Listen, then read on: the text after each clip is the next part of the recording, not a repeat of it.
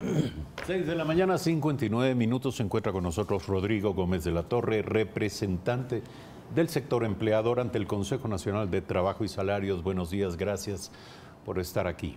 ¿Cuáles son las propuestas que propone el sector empleador, que propone el sector de los trabajadores? Sabemos que pide un incremento de alrededor del 12%, entendemos que es así, una cifra cercana a los $50, 46 dólares con centavos. ¿Qué propone el sector empleador? Buenos días. Eduardo, buenos días a todos los televidentes. A ver, yo creo que es importante hacer un poco de historia. En el 2015 el empleo pleno en el Ecuador bordeaba el 46.5% y se planteó en ese año la famosa Ley de Justicia Laboral.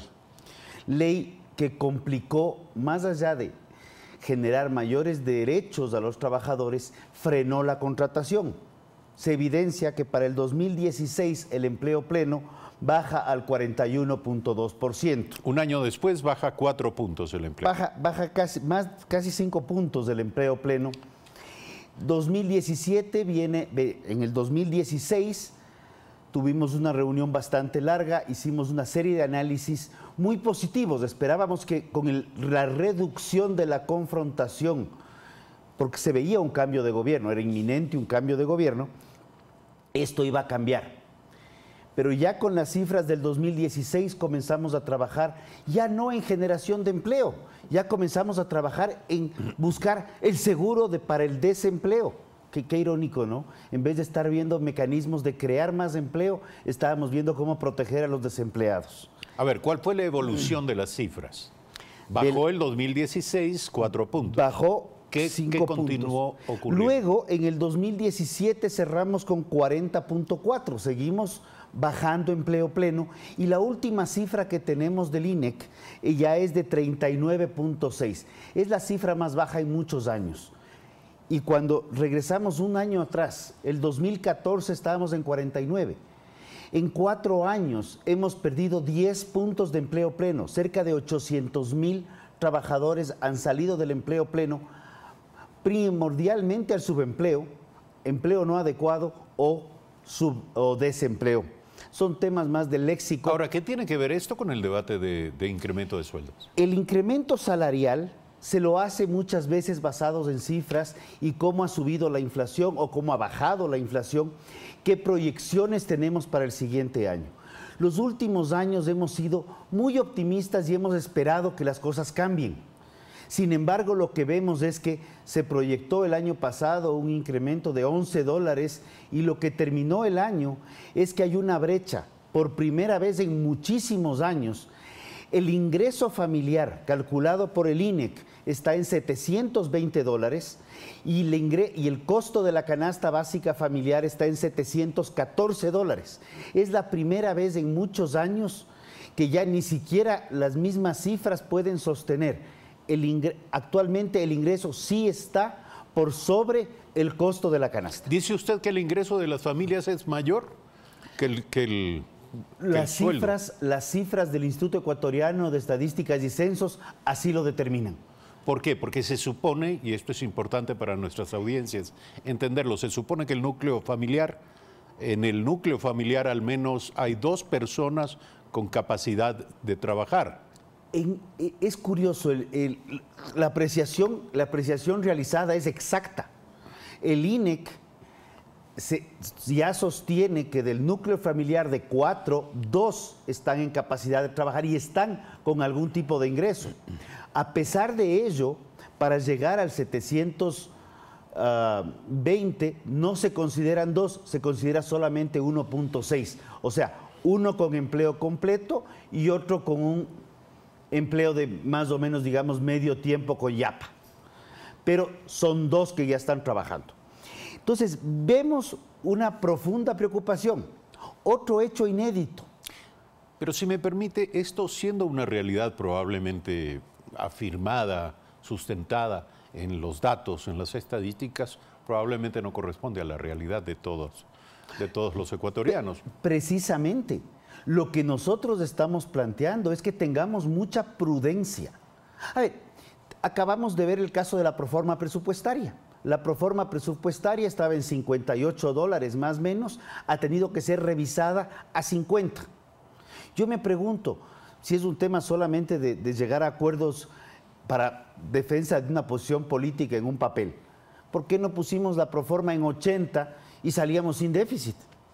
Ahora, todo lo que usted nos dice se dirige hacia alguna parte. ¿Cuál es el planteamiento en la discusión, en el debate sobre el incremento de sueldos y salarios para 2019 del sector empleador? El planteamiento, y voy a topar el último tema, el planteamiento del año pasado nuestro fue un incremento de $5, la decisión fue de 11.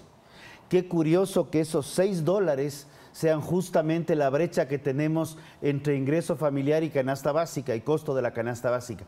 Nosotros hemos ido, sí, es una decisión muy difícil, plantearla es más complejo, pero en el momento que estuvimos en el Consejo le planteamos al ministro, al sector de los trabajadores, la situación del país es compleja, han habido temas positivos, la ley de fomento productivo, la vemos con muy buenos ojos, pero ya vamos a los 4 meses y no hay reglamento. Entonces no hay aplicabilidad de la ley. Por ende, lo que planteamos nosotros, y suena feo, puede ser, pero es un 0% de incremento para el año 2019, para ver si sostenemos el empleo, porque al final del día hay que comprender algo. No es el empleador el que paga el salario, es la actividad productiva la que genera el pago del salario. Venimos en un proceso deflacionario y la realidad del país acaba de incrementar nuevamente el día de ayer, anteayer, perdón, el costo país, la calificación de Moody's nos bajó. Ya estamos otra vez por sobre los 800 y pico de puntos básicos. Seamos muy prudentes, puede sonar feo y se puede subir salario a mediados de año, le escuchaba al ministro, pero más bien pensemos en cómo generar más fuentes de empleo, porque podemos subir el salario de los 4 trabajadores o 3.9 trabajadores que tienen empleo, pero al final del día hay más de 6 trabajadores que ya no tienen empleo. Y en mis redes me comentaban y alguien decía, ¿qué es salario básico? O sea, pensemos en las grandes mayorías. Ahora, entre 0 y 12 hay al menos 11 alternativas. Hay posibilidades, hay flexibilidad al respecto. Yo creo que la palabra es adecuada. Necesitamos más flexibilidad para la contratación, para que con base a esa flexibilidad uno pueda contratar de acuerdo a las realidades productivas. Pero plantea usted volver a la tercerización.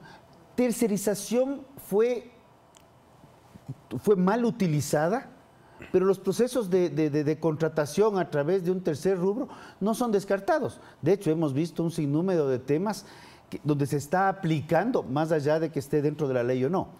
La idea de tener una mayor dinamización laboral es lo que pasó en España y se mejoró el empleo pleno considerablemente. Esto fue en el año 2012.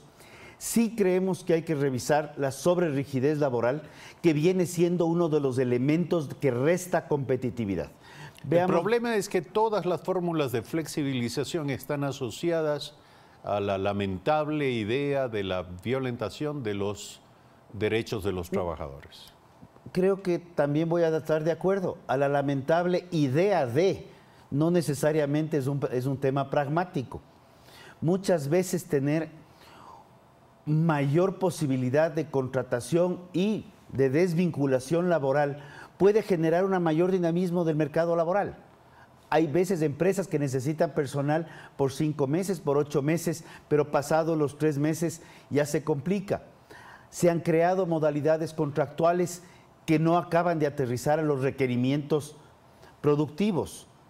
Entonces, las alternativas presentadas por el ministro Ledesma, ¿considera usted que no son suficientes para el sector? Todavía necesitamos trabajarlas. No nos olvidemos que el 29.7, el último dato de la población económicamente activa, está en el sector agrícola, que es uno de los sectores que está presentando un empleo pleno únicamente del 21.2%.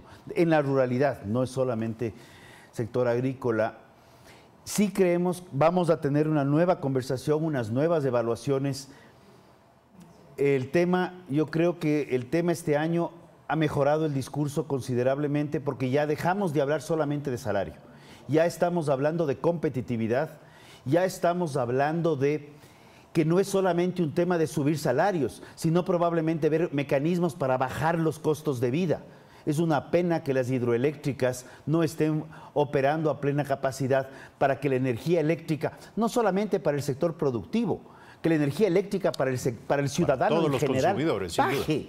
Necesitamos bajar costos de producción, bajar costos de vida, ser más competitivos y con eso no solamente tener mejores salarios, sino tener mayores cantidad de fuentes de empleo, que es lo que propendemos todos. Ahora dígame, ¿todos los temas que usted ha planteado serán colocados sobre la mesa a la hora de sentarse a hablar este próximo miércoles sobre el tema del incremento? Todos estos temas, no solamente en verbo, digámoslo así, sino en cifras plasmadas en datos oficiales, y es lo que más nos preocupa, que los datos oficiales no respaldan por ningún aspecto un potencial incremento salarial. Sin embargo, al final la decisión será del ministro.